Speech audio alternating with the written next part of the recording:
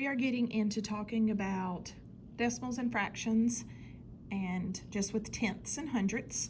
So on a grid, we would have like a hundredths grid, and if I shade in, let's say if I shade in 2 full columns, that would be written as a fraction 2 tenths. And then as a decimal, we would have a 2 right here in the tenths place. The tenths place is right to the right of our decimal point. And a little trick to remember that is that the tenths place and the decimal right there are BFFs. They're tight. They're always right there side by side. So the tenths place is always right beside the decimal. 2 tenths as a fraction, 2 tenths as a model, 2 tenths as a decimal.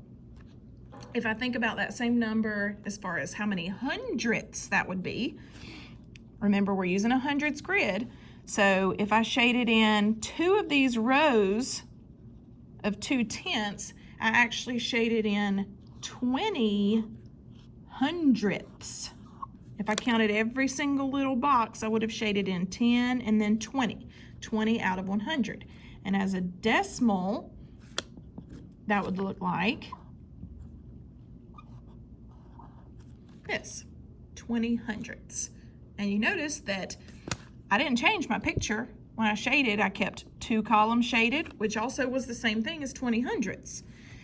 As far as my fractions, the only difference, they still mean the same thing, they're equivalent. I just added a 0 down here to make it 20, added a 0 to that 10 to make it 100. And then as far as the decimal, they still look the same too. We just add that 0 into the hundredths place. So 2 tenths and 20 hundredths mean the same thing.